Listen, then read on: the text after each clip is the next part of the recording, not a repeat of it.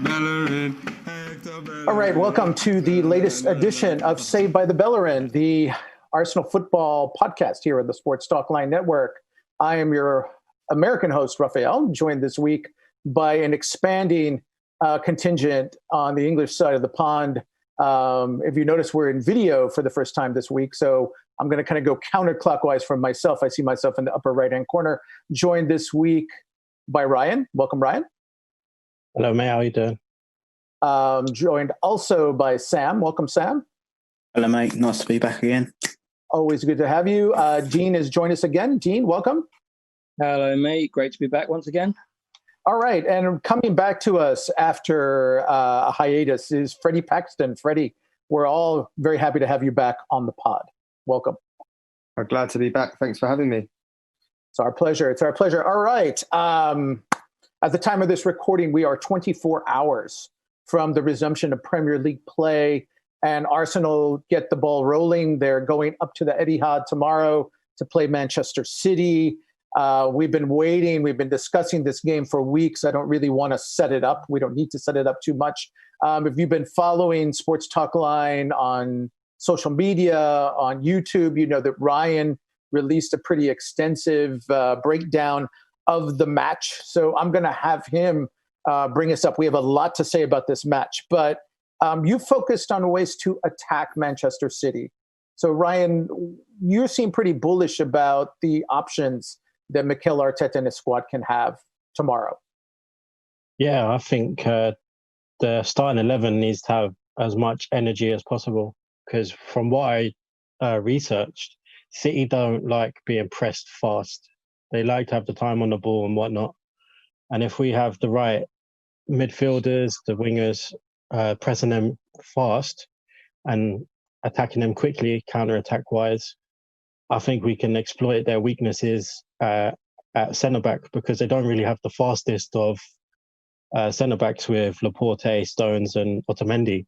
So if we can catch them out in the centre of the pitch, because all three of them have a mistake in them as well, from what I noticed. And if we can catch them cold with Aubameyang up front, Martinelli and Pepe, with Willock in behind, I think we'll get a lot of joy from doing that. I'm going to unmute myself when I speak. Obviously, when you approach a match, you want to look at attacking your opponents, but another challenge is camouflaging weaknesses that you might have. So, Sam, next question for you. If you're Mikel Arteta, what are the vulnerabilities you have to protect against when Manchester City has the ball?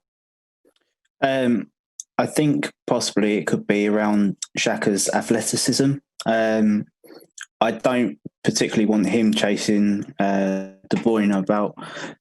So potentially I would partner him with Joe Willock and Ceballos, because Willock's got the energy to be a box-to-box midfielder, and he can get in and around, and we all know how powerful he is in his running. So if he's doing the dogged midfield business, then that leaves Xhaka and Ceballos both to be a playmaker of sorts in varying degrees. So I think it could potentially be the centre of midfield, but on the flip side of that, I also think the centre of midfield could be our strongest aspect.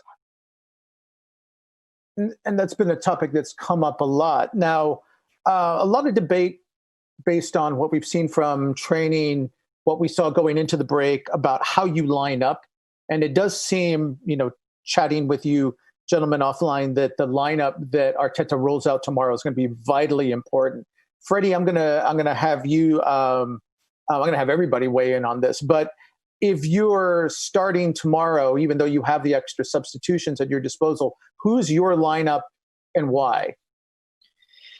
Yeah, well, I've been speaking about this to a few people, and I'd say that I'd definitely agree with what Sam said about midfield. I tweeted something about it yesterday, which some of you might have seen, which said basically that the same thing, that I think Willock should definitely start for those reasons, the added energy that he brings, because City are so dynamic going forward, and it's difficult if you don't have athleticism or mobility in midfield. So that would be my midfield, what Sam said, Xhaka, Willock and Ceballos.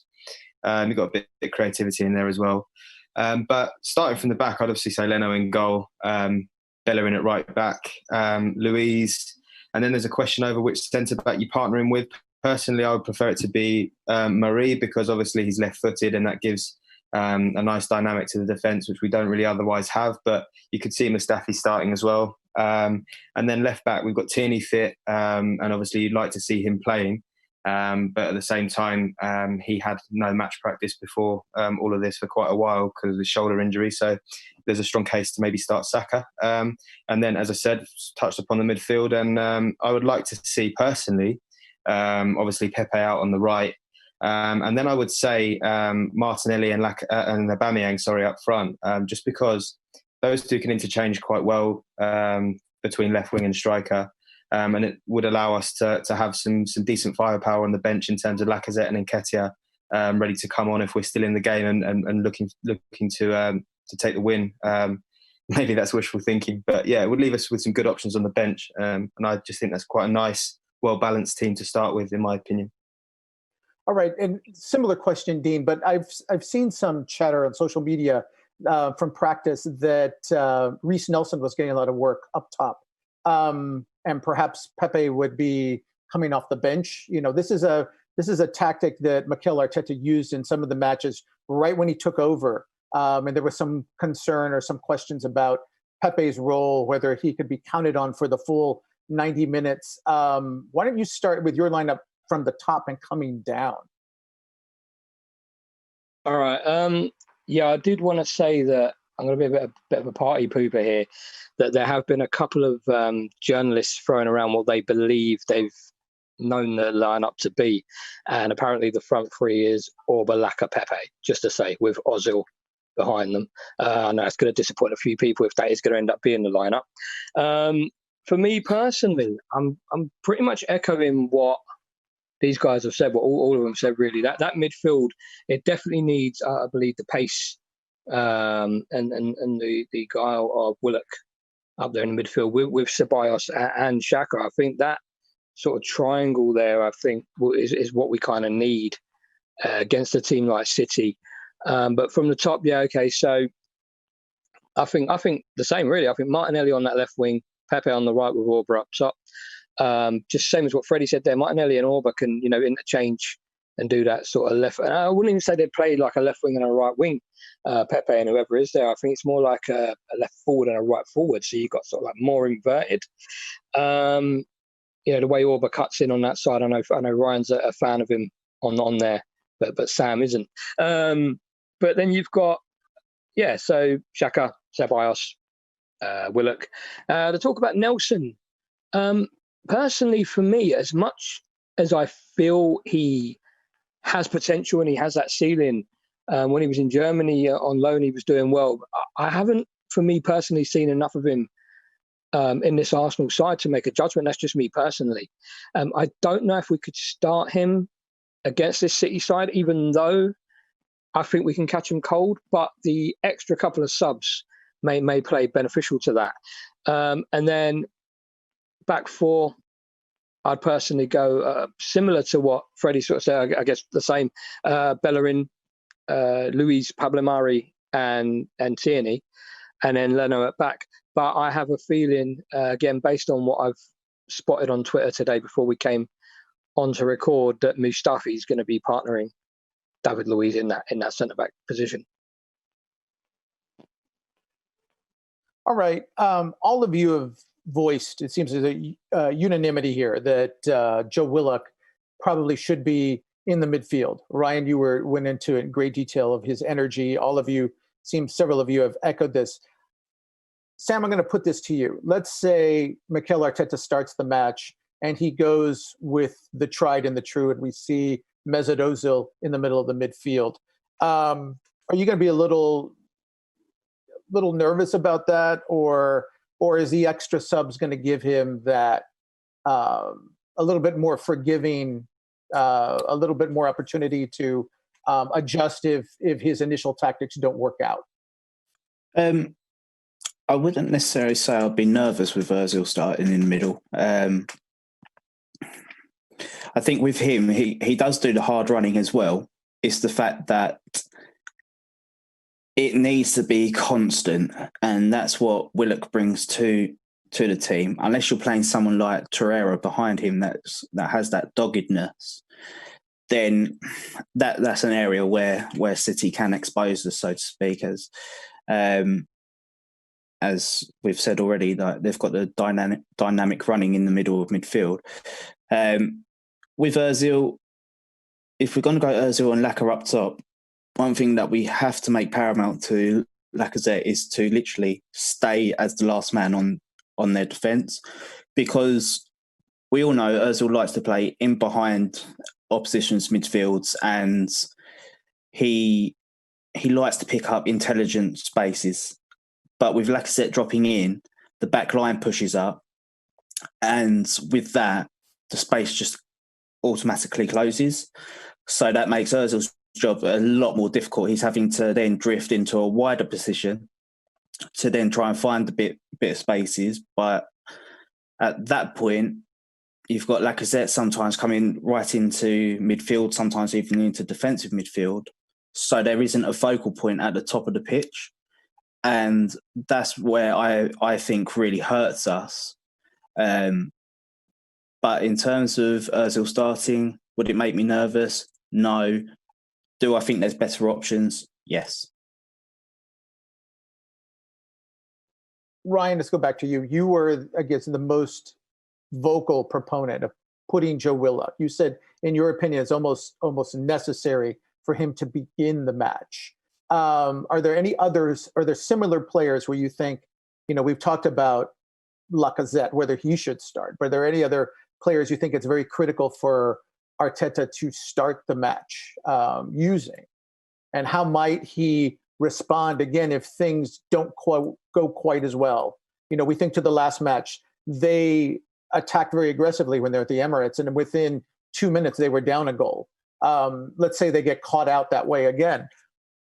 What's the plan B? What then? I'm not sure. I think our game plan will be not sit back, but try and contain City in the middle of the pitch.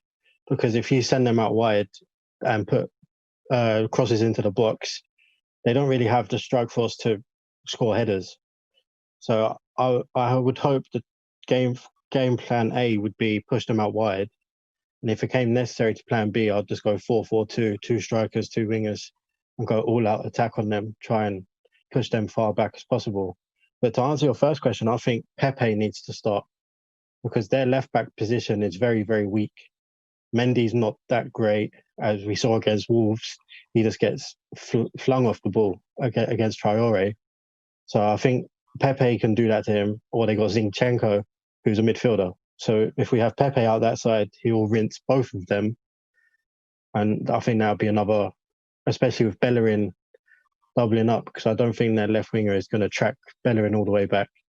So I would have Pepe definitely, because he can go outside, inside, and absolutely rinse their left back. All right. So, Freddie, let's come back to you and let's talk about, again, 5 substitutions now rather than 3. Do you think that affects or that's going to be an integral part of Arteta's game planning? Might he press? Might he ask obviously he's going to want to press. I think everybody who I've looked at, everybody who's discussed this match has pointed to the fact that City does not like to be pressed. Ryan talked about that extensively in his video, especially in their own half. If that's going to be Arsenal's approach, who might the subs be, and when do you think they're going to come on? Well, I mean, it really depends on a few things. Obviously, without knowing for sure what the lineup's going to be from the start, we can't say who the subs will definitely be. But as I said, I think, it'd be nice. Well, we've definitely got the personnel to kind of leave ourselves with some options going forward. That's without a doubt. And obviously, we've seen a lot as well about young players potentially getting chances that have recently been brought into the squad. And the coaching staff will have been looking a lot, especially using those practice games to see what sort of level we're at with our fitness. But we're not going to know, and they're not going to know really where we are until the first whistle goes and we see how we fare against proper opposition in a proper game. So it will all depend on how we fare on the day, really. But you can quite easily see substitutions being made earlier in the second half, because obviously the players aren't going to be up to their normal physical standards. And also we have the availability now to make more subs, as you said. So if the game's not quite going our way, or tactically things need to change, then you can it's quite conceivable that big changes might happen, or bigger changes than you might normally see would happen earlier in the second half now. And like I said, we've got the personnel to do it. We've got plenty of players fit. I think it's only Chambers and Torreira that are definitely not fit to play. So we've got the options there. So it'll be interesting to see how they decide to use the extra subs. All right, Dean, some possible gamesmanship from Pep Guardiola. We've talked on the last several pods about how fit Arsenal looked, how cut up, and how little body fat the players had when they came back. And that Arsenal seemed to have a potential edge on their opposition because they might be able to hit the ground running, literally. Guardiola today, or perhaps yesterday, talking about the fact that his club was not as fit as he would like them to be. Is he playing games with his former assistant? Is he sandbagging his chances, do you think? Or is this a possible weakness that he's tipping before the match? It's a tough one, isn't it? Because I said this when I showed the quotes from him when we were talking earlier. And, Pep is kind of, for me, he's one of those managers, at times I've seen him be a bit too honest, but he can also have that kind of Mourinho edge about him. You always knew in a presser whether Mourinho was just being his narcissistic, sarcastic self, whether he was blagging it or whether he was being truthful. But as someone said earlier, I'm not sure if it was Ryan or Sam, but they said they think Arteta would see right through that, which they're right. I think they would. I think Arteta would definitely know if his, mentor, you could say, was blagging it. It's something he's probably seen him do time and time again when he was at City. Whether or not Pep would kind of think about that while making his press conference statements, I don't know. But I think either way, if he is blagging it, then I feel that Arteta would know that. Arteta would, organise the squad, based on that. He'd probably say, look, he's talking rubbish. City are going to come out firing. I know exactly what his game is. But at the same time, we were talking about this before, as you said, we were talking about how the guys looked ripped, how the guys were looking like they'd been doing nothing during lockdown but living in gyms. We were talking about how we seem to be the one club that was really working on ourselves, both mentally and physically while in lockdown. Us and I think Sheffield United was the other one that came back early. But yeah, and we were talking about how we could catch them cold from time to time. We've been discussing this over the past couple of weeks. So I honestly, it's a tough one to tell, but I don't think it's going to matter. I'm genuinely that confident, and I think Mikel, he'll know whether Pep's trying it or not. All right. Okay. Rapid fire question. I'm going to same question for all of you, so we can kind of go around. And I'll start with you, Sam. First match between the old master Guardiola and his former assistant Arteta. Who's got the advantage here? Does Arteta have the element of surprise, or does the fact that he's the newer guy put him at a disadvantage? Difficult to say, really. I think that potentially he has got the element of surprise because obviously Guardiola knows and has said that how important Arteta was to Man City and how he was important to how they set up in terms of their tactical fluidity. I think Arteta's got a few surprises up his sleeve for Pep, or he may possibly make Pep second think himself and go for something different. But yeah, I think Arteta may have the slight advantage over Pep. Ryan, what do you think? I think Arteta's going to have the edge on Pep because Pep doesn't really know Arteta's ideas fully, because Arteta wouldn't have had the platform to put them to Pep, all of his ideas. So I think the element of surprise is going to catch up with Pep, and I think Arteta's going to have the edge.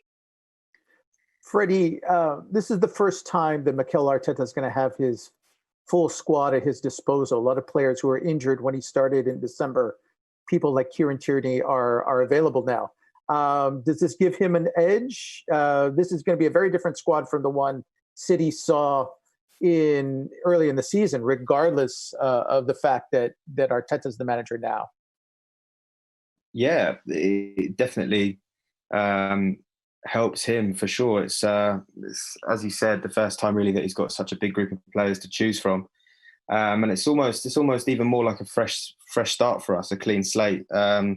Look, we built up some good momentum before this whole health crisis, but now that we've got a lot of players back, we have that momentum that we had before, and the sort of the positive atmosphere that the new coach had brought to the club, and that's evident in all of the players. They seem to be enjoying themselves. This is almost now like, gives us an opportunity to have one final assault at the European places, get as high up that table as we can.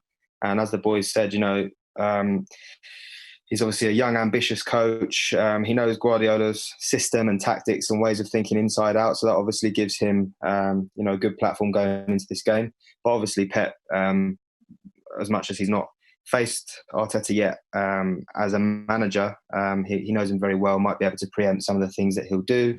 And he may know some of the ways that Arteta will try to nullify City's threats, considering that Arteta worked on an individual basis with a lot of those players. So we'll see how it goes. But the fact that he's got such a strong complement of players, the strongest pretty much that he could possibly have at the moment with our squad, is obviously bodes well, and hopefully it can bring positive things tomorrow. All right, Dean, you wrap this up for us. I've seen it oftentimes in other sports where an assistant goes back and he plays against his mentor, and sometimes overthinks it or tries to impress his old boss and kind of overdoes it. Is Mikel Arteta going to be able to kind of stay within himself and just look at the bottom line? I've just got to find a way to beat these guys, no matter however it's done.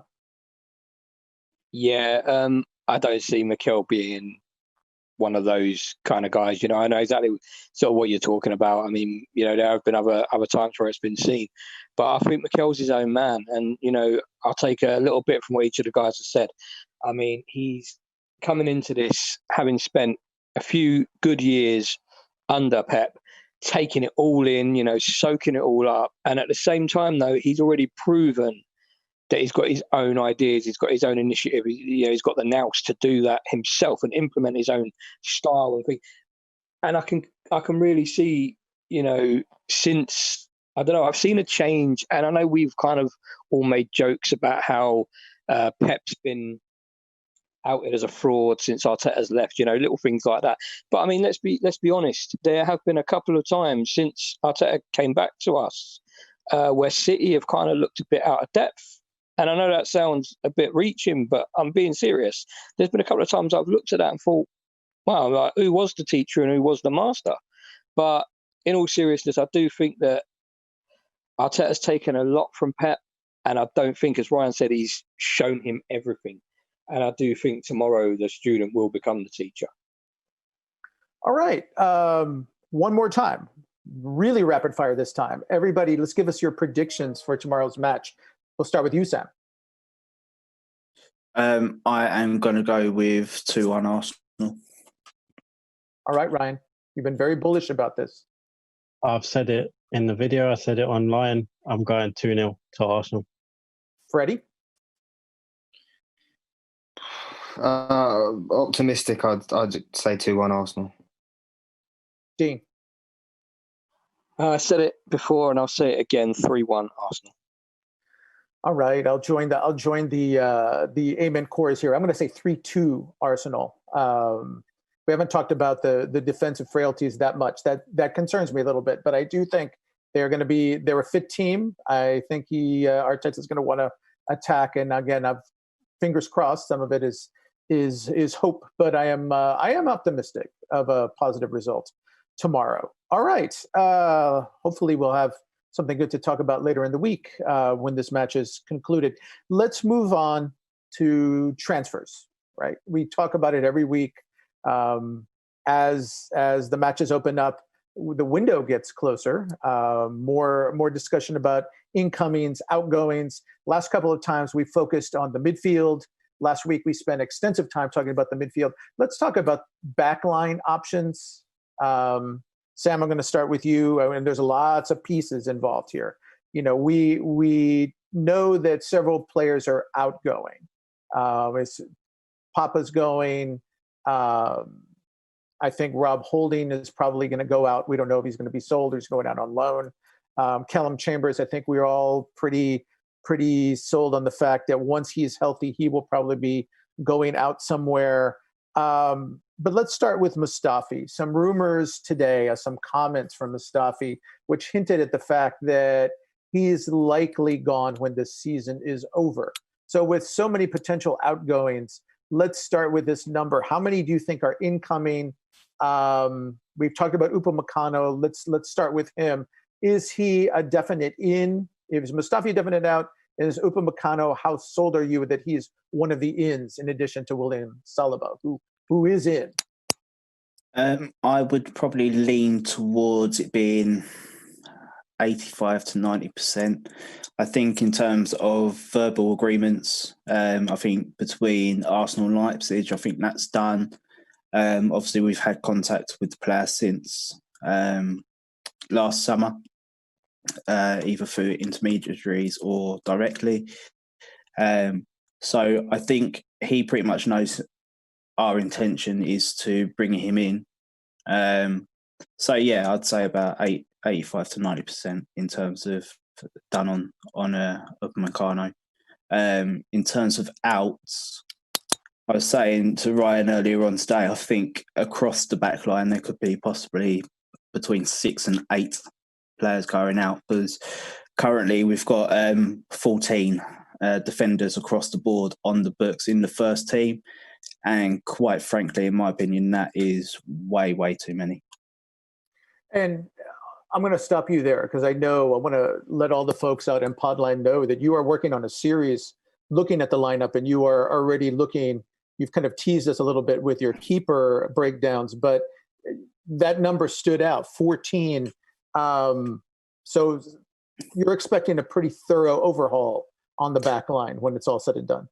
Yeah, I think so. I think it could possibly be as much as 4 in, depending on the fullback situation.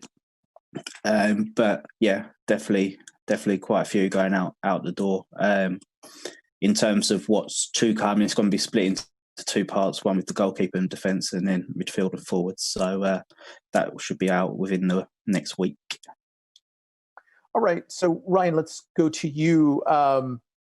Upamecano is, again, kind of, as we said, one of the perennials, very much like Thomas Partey, who we'll talk about in a little bit. Just a name that comes up week after week, month after month. Who is the second? If it looks like at least, we know William Saliba's coming in. It looks like Arsenal's looking for 3 total, including Saliba. Who is that other one in addition, if Upamecano is as close as Sam thinks he is, and I tend to agree with him. So much chatter there. Who might that other center back be? I think a player that Sam has written about before could be Wesley Fofana from Saliba's team as well, Saint Etienne. I think we could probably sign him and loan him back for a season. Or Diasse from Stade Reims, who Southampton wanted, but now they've seemed to move on to a Salesu from the Spanish team. I forget their name. So I think it could be either Fofana or Diasse. All right, Freddie, see if you heard a little bit anymore, because we were talking about this a lot this morning, because Axel Disasi was a player who had come up several weeks ago, and then it's kind of gone a little quiet. A lot of talk that Arsenal was interested in him, Southampton was interested in him, and then this morning we've seen that apparently Southampton have been able to outmaneuver Ren for the signature of Mohamed Salisu. So does that put Disasi back as perhaps a premier third back coming in, or is a player like Wesley Fofana that guy, or are there other names that you've heard that we haven't discussed yet? Well, I think obviously the names that you have mentioned are obviously players that a number of teams that we're familiar with, Premier League teams and other, will be looking at, for good reason. They're the highly rated young players. But to be honest with you, I think Arsenal will be, if they deem it possible, will be looking to bring in a big name centre back. You mentioned Upamecano, and obviously we've tried for him in the past, and there's a lot of talk that he could be the primary target. And I think if that does come off, it's just my personal opinion, but I think they'd be looking at a younger. I say younger, not necessarily younger than Upamecano, but looking at sort of the young South American market, perhaps. For a player, I can't see us bringing in anybody centre-back wise for any considerable money if we do spend on a player like Upamecano. Look, granted, we're not going to have to spend as much as people maybe thought at first. But yeah, to be honest, I couldn't tell you a name or whether there's one that the club's prioritising, because simply I don't know. But I could imagine us maybe if we do look to bring in a second centre-back after Upamecano, then it would be somebody young and perhaps on a cheaper side, maybe that people aren't as familiar with, but that's just my guess. Dean, Freddie kind of pointed us towards another name. He didn't name this player, but he said South America. We've been talking about Bruno Fuchs, the Brazilian. Some discussion that his release clause may have been cut way down, and this is a story we've heard about a lot of young players on clubs that are having financial difficulties, is that their release numbers, their release clauses or their transfer fees may be greatly diminished because their club needs to cash in now. Might that be another target? And also, how critical is it that with those numbers that Sam mentioned, that Arsenal bring in 3? We already know they've got Saliba. They're definitely going to bring in another big name, regardless of who that might be. Yeah, you literally took the name out off my tongue. While Freddie was saying, young South American, not sure who I'm sitting here going, Fuchs, Bruno Fuchs. But there's been a lot of talk that with this all going on now, the International, I don't know if it was a clause or the asking price, as you say, but it was roughly around £14 million they were looking at, and it's apparently now being slashed in half, if depending on the editorials you read and what's reliable on that. But I feel, just going by that and then what Freddie's just said, that based on sort of fees and such, that would probably be the one they'd sort of look at doing. Obviously, since Edu's come in, and obviously we've got Cagliari, I don't know how to pronounce the name right, the big scout. These guys know the South American market. Raul Sanelli knows the South American market.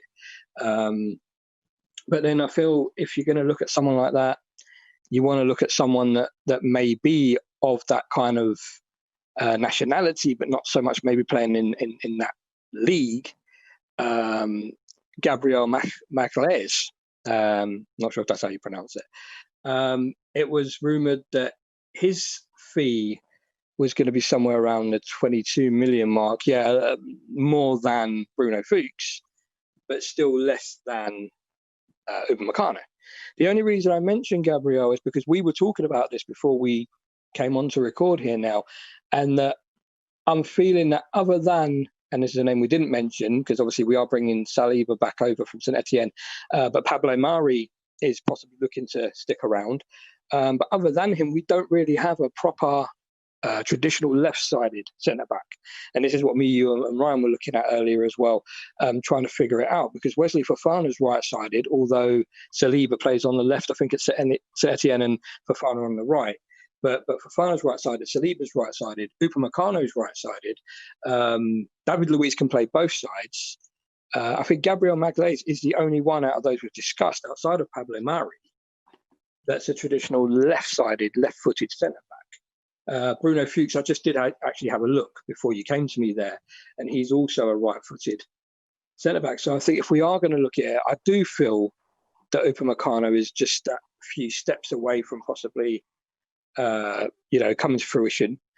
Obviously, Willow, Saliba, Pablo Mari, but I do feel that we're going to see a lot of outs, as you said. So I feel Mustafi's off now. There was a lot of talk about the Bundesliga side. He made them comments. So I feel he's going back home, as he called it. Papa, Socrates.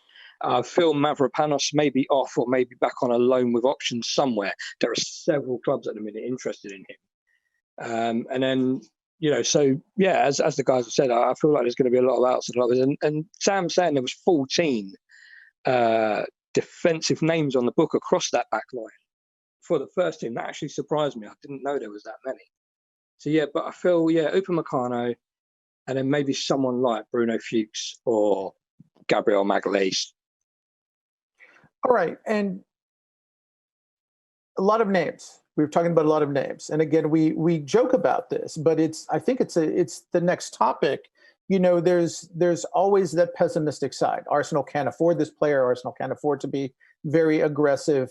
But we've heard this week, and it's come up again, financial fair play rules are being relaxed. I think it was made official.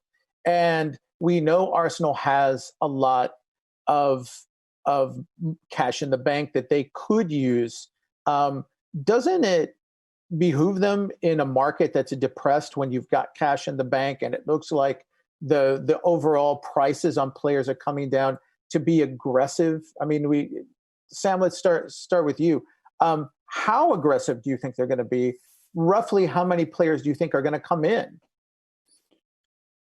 Well, we've got, from what I've read, it seems that we've got quite a lot of wiggle room with financial fair play as well, and even more so now that it's being relaxed. So potentially we could see 5 to 6 players coming in, dependent on who's outs, also the loan signings of who's staying.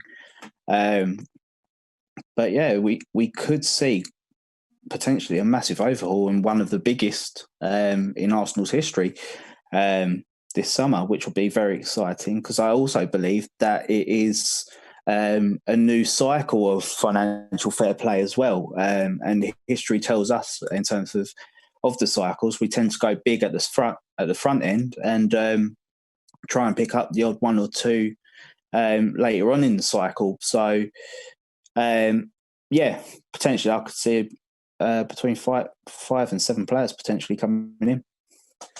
Ryan, do you agree with that? And is Arsenal's aggressiveness going to be contingent on where they finally wind up in the table?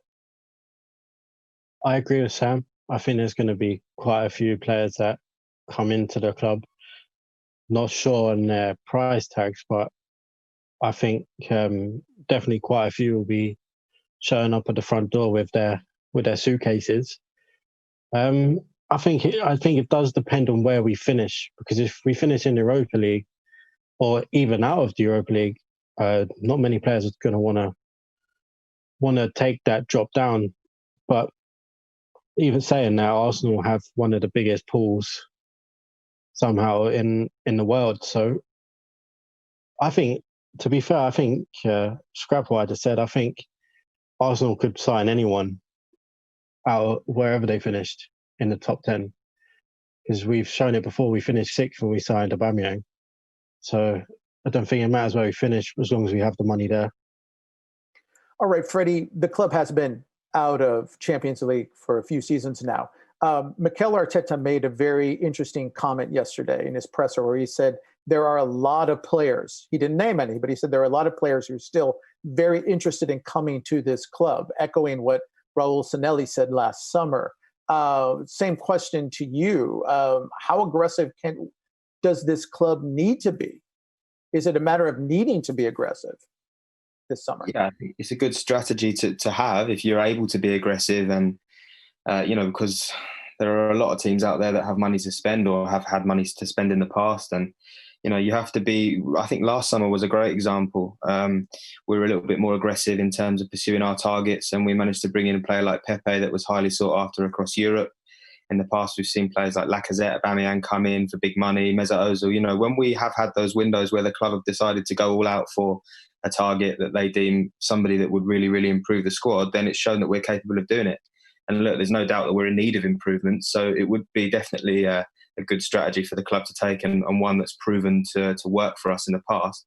I would say that I'm probably not as optimistic as the other guys with respect, just based on sort of the amount of money that I think that we'll have to spend. And also I think just naturally, as much as I think we do have money to spend, I think clubs are naturally going to need to be a little bit more cautious, because recent events have shown that, things are unpredictable and anything can happen at any time. And it's always worth having that money there rather than, spending a lot in uncertain times in terms of the world situation, and then coming to regret that if things get worse in the future or whatever. So I do think there'll be a degree of caution from the club and other clubs, which will make it probably a bit more of a level playing field. And also, like you said, prices are deflating across the transfer market because clubs need to sell to recoup money, and clubs need to buy, obviously, to improve their squads. So the demand for players is there, but also the demand for cash from clubs, or the need for cash from clubs, is there. So that's going to cause a deflation in prices for obvious reasons. So yeah, I think Arsenal are more than capable of signing players this summer. For how much remains to be seen, but I'm sure that they'll be able to adjust the market. I'm just not sure of how many will come in. But we've got players like we've mentioned as well, out on loan, the likes of El Neni, Mkhitaryan, Dean mentioned Mavropanos, who could stay or maybe go out on loan or maybe even be sold. So that will help to generate not only funds but also room on the wage bill and the roster. So let's see, the capabilities there, and as I said, the need for us to sign players is obvious. So let's hope the club can get it done. All right, Dean, I'm going to let you finish with this. We played this game off pod quite a bit, where we look at incomings and look at outgoings. This club is going to have a lot of outgoings. That's clear. So one thing I think a lot of fans who, we talk about, Sam's talking about half a dozen players coming in. Ryan says maybe we could see that many. A lot of fans hear that and they say, well, no way. That's expensive. But I think you were pointing this out. It doesn't necessarily have to be, when you factor the outgoings, and that a lot of these players are very young, and that some of them are on, close to expiring deals. It is still possible to be aggressive and not extravagant.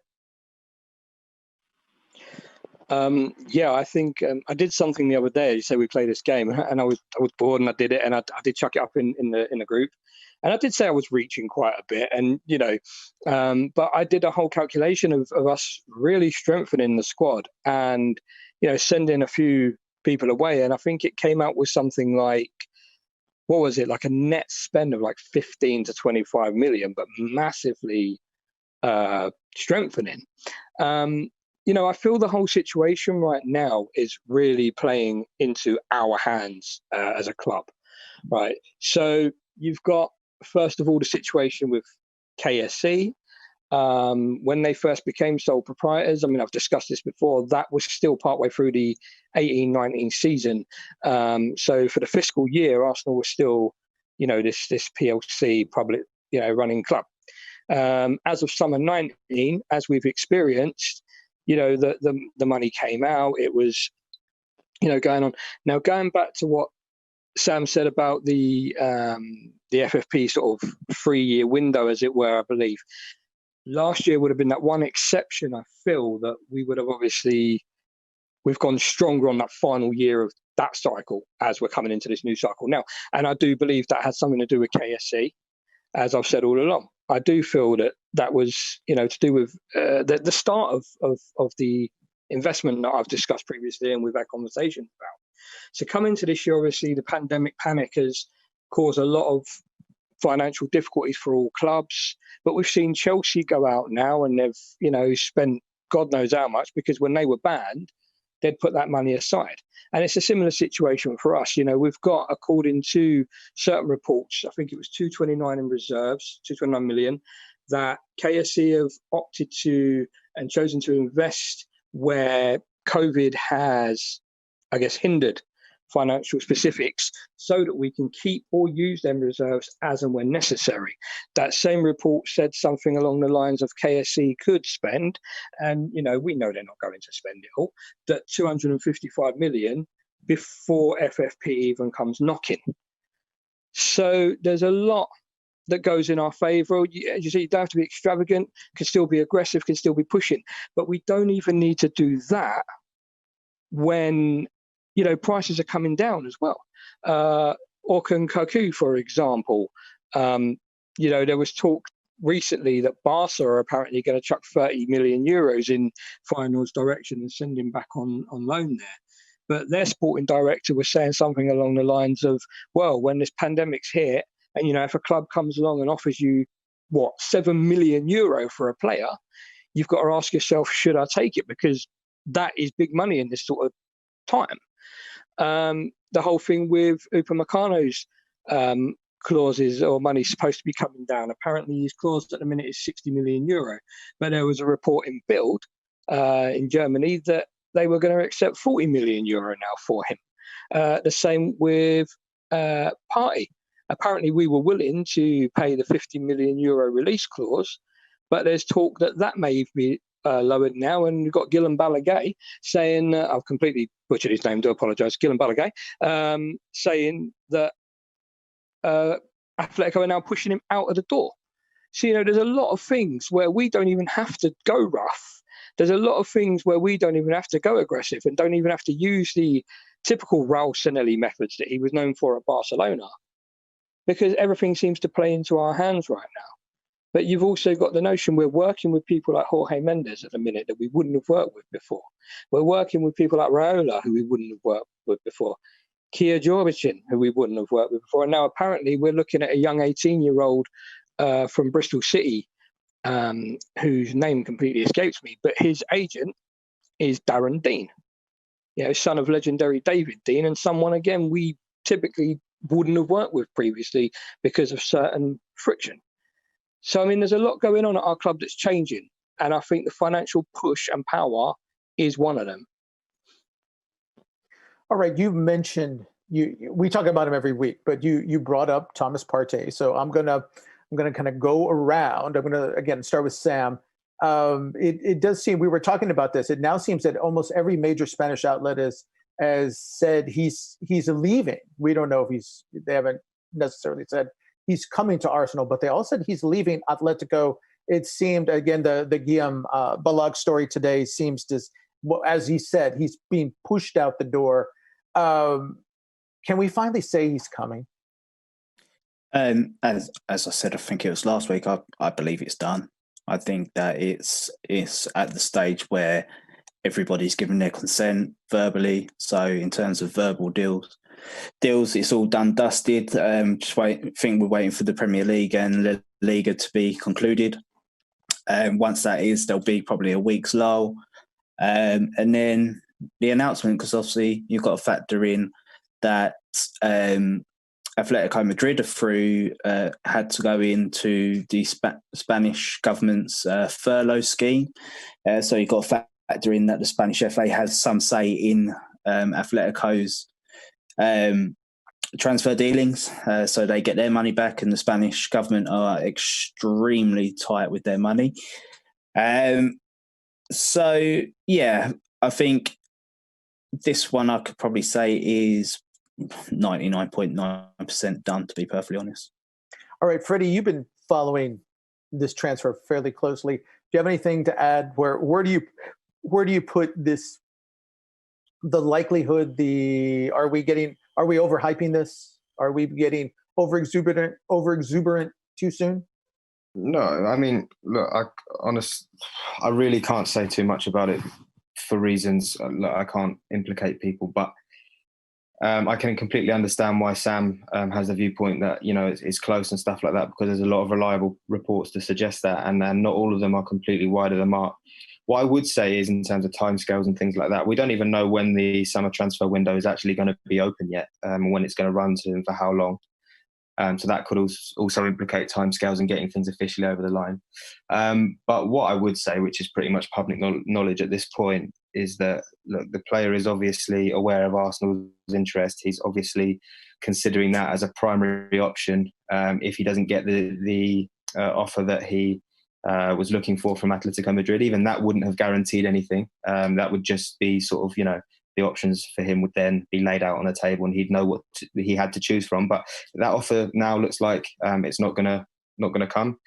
Sam touched upon some of the reasons why that is. Atletico Madrid have had to use the Spanish version of the furlough scheme. They're not exactly cash rich. And so I think there's a high chance that he'll end up here. I think there's some good people to follow on this would be my good friend Rahman. He's a very good friend of Thomas, and as much as obviously he doesn't know everything about what's going on, I think if there's somebody who will be quite close to that situation as and when things do progress, it would be him. So Rahman Osman would be a good person to sort of follow on that. But yeah, definitely there is foundation to these reports, and every day I'm personally getting more and more confident that things, that he could eventually end up at Arsenal next season. And that's very good to hear, because I'm going to go to Ryan. I'm going to tease something. I think his next series is all about Thomas Partey, and we were talking about this. It seems as deals get closer, some people get cold feet, and we've actually seen remarks kicked around on Arsenal social media that this guy is he's hype. He's not all that. You vehemently disagree with that, don't you, Ryan? Yeah, it stirs me how many people like to play down a transfer, how much he costs or whatever age he is. Arsenal fans seem to have something wrong with them, really, because one minute they want this certain player to sign for the club, then when they start coming along, like they're about to sign, they change their mind. So jumping ship and that kind of stuff. Saw on Twitter today that Thomas Partey was an average player. And I've been working on this Thomas Partey video for the last week or so. And I can tell you, Thomas Partey is better than all of our current midfielders. Attacking-wise, defensively, passing statistics, he beats them all in every department. I spoke to Freddie during the week about feedback from my videos, and he said to use a website called Who Scored. So I went on there about Thomas Partey, and he's got a higher Who Scored rating than every single Arsenal player. So for Arsenal fans to say he's an average player, it's just ridiculous, quite honestly. All right, so we're closing in on an hour here, so let's wrap this up. I will start with you, Dean. Obviously, we're all hopeful for an Arsenal win tomorrow. When we come back a week from today, what else do you hope for? Right. Well, I want to hear about, possible signings, but I do want to say before I go into that, and I just to add to this talk about Thomas Partey, that apparently, and this has been sent to me by a good listener of the pod, actually, a big shout out to him, Ollie Thorpe. Big shout out. I heard he's broken his leg or his ankle or something.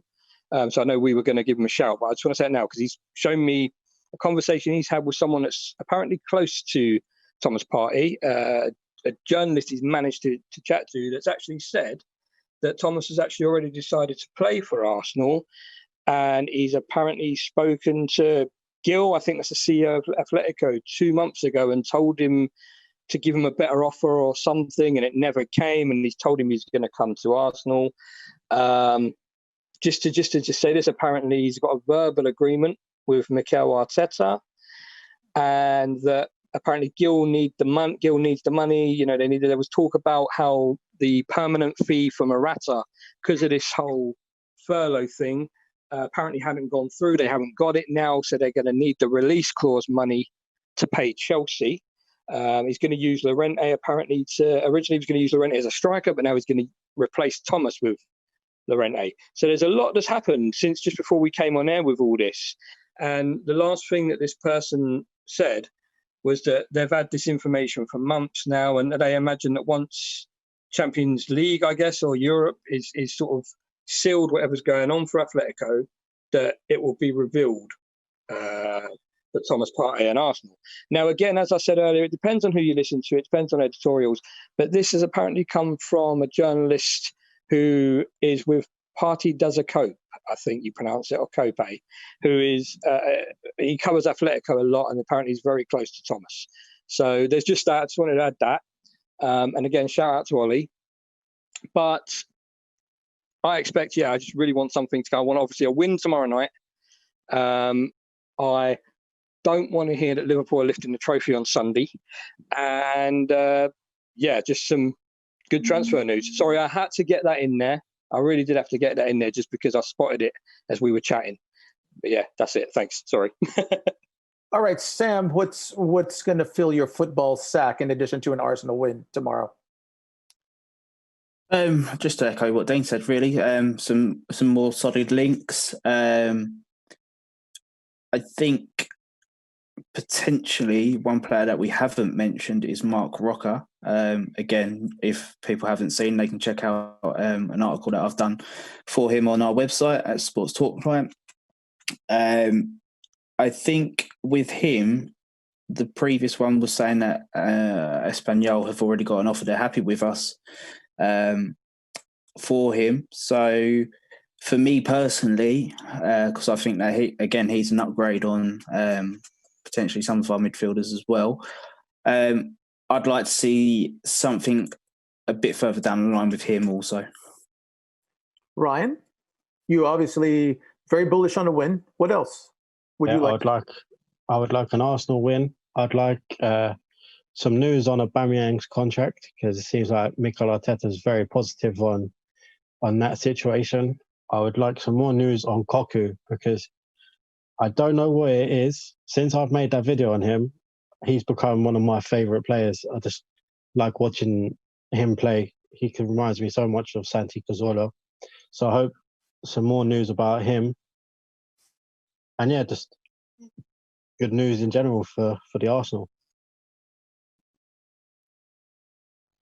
All right, Freddie, you get the final word this week. We're all hoping for an Arsenal win tomorrow. Is there anything else that the fans should be watching out for in the next several days? Well, one thing I'll be hoping for, to keep it short and sweet, is United 0, Spurs 0 on Friday night, which would do us a world of good. United sitting in 5th on 45 points. I think Spurs are 1 point above us. Obviously, our game in hand is against City, so a 0-0 draw would do us a world of good. So fingers crossed for that. All right, and I'll throw in my 2 cents. So one thing I'm hoping for tomorrow, in addition to an Arsenal win, is to see points dropped in the other match, either a draw or a loss for. I'm suddenly drawing a blank on our opponent who were played in the FA Cup. But anyway, yes, I'm echoing what Freddie says. Any result, we're back to scoreboard watching. So all the results that are going to move us up the table, anything to that end. Sheffield United, thank you. Sheffield United result. I mean, it's not likely, but we're starting from scratch. So I'm hopeful for lots of surprises tomorrow. All right. So for me, Raphael, and again, for our guest, Freddie Paxton, for Ryan, for Sam, for Dean, thanks for tuning in. And we hope to see you next week with lots more good Arsenal news. Good night. Saved by the Bellerin is a sports talkline production. This pod features work by Dean, Raphael, Ryan, Sammy, Marissa, and Freddie. Music is provided by Purple Planet Music, which can be found online at www.purple-planet.com. Thank you for listening.